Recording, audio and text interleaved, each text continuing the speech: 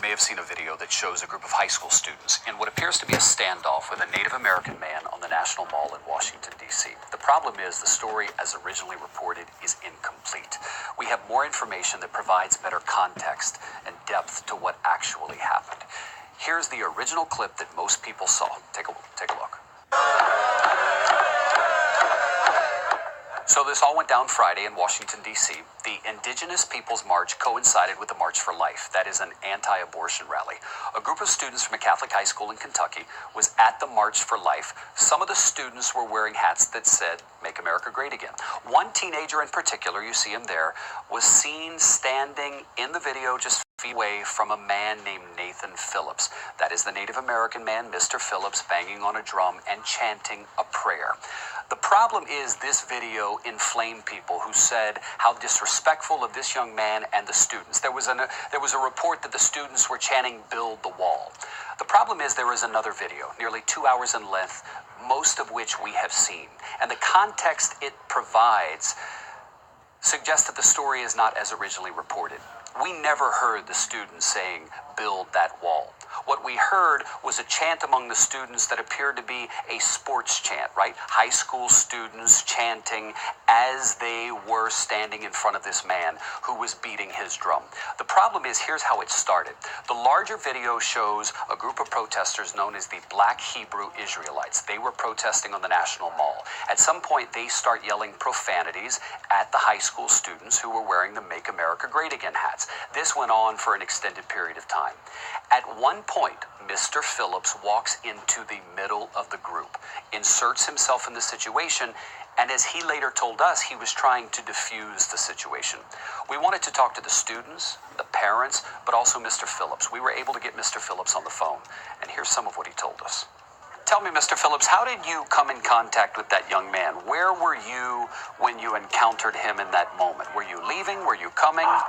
What it started out with is these young students weren't really aggressive towards the indigenous people. They were there, they seen us, they had their, it was a thing, but their focus was on 4 black individuals. And when I myself between that mass and the 4 black individuals, that's where I was at. And that's when I was singing, that's where that prayer, that movement of prayer put me. Tell me what you mean about the 4 black individuals. How were they a factor in this? Oh, so at the beginning of all of this, as we were breaking down, there was these individuals there that were doing free speech exercise out there on the mall. And what were they saying? They were quoting Bible verses. They were saying things like what really got the first incident eyewitness was the one individual said, "Jesus is not white, he's black like me." And one of the young kids that was standing there looking there with the red hat on, he looked really offended. But he took offense. They went away, came back with twice the number, maybe 12, 15 people, and they pawned back and forth between these black Israelites and the mega hat wearers. So, Mr. Phillips, I want to make sure I'm understanding you correctly. There were the individuals who were black, who were making statements about Jesus not being white, and then there were the demonstrators who were white, and they're the ones who were sort of getting into it, and you stepped in the middle. Is that correct? Yeah, they're called the Lost Tribe of Israel. Okay. When this was happening, it took a while from the first incident to the point where there was over 100, maybe 200 of these Life Matter marchers. So they're there, and that's when things started getting really ugly. Did you say anything to him? No, I was singing, I was praying, I stayed in prayer. Did he ever say anything to you? No, he didn't say nothing. He just stood in front of me, and when the others were moving aside and letting me go, he decided that he wasn't going to do that. You know, I tried to, when I was coming up the steps, I seen him start putting himself in front of me, so I slided to the right, and he slided to the right. I slided to the left, and he slided to the left.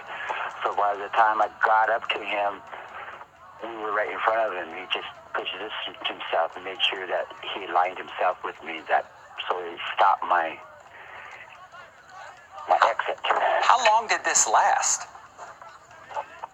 Well, from the time I found myself in front of that crowd with the drum and the song, and I was singing, to the time I was in front of him, maybe three minutes. And how did it end? Singing.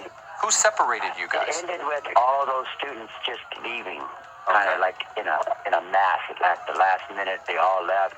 The boy, he, there was whole moments in there that I thought he was going to break down. I wonder what you want to happen to that young man.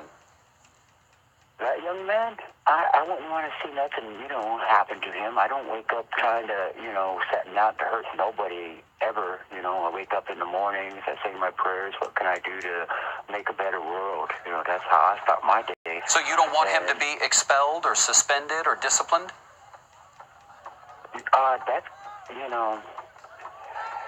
I think the one who should be punished are the supervisors of those schools, the ones who brought them to Washington, D.C. to allow those youth to behave that way.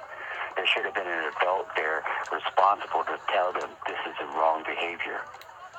And that's, how did it come to be me being there to stand between youth and Americans who were exercising their right to freedom of speech, freedom of religion. That young man is going to go back to school in Kentucky. He'll be disciplined, no doubtedly. If you were to look him in the face again, what would you tell him? To live a good life and treat people with respect and treat himself with respect, to forgive himself, to forgive others, treat each other with, treat others the way he wanted to be treated.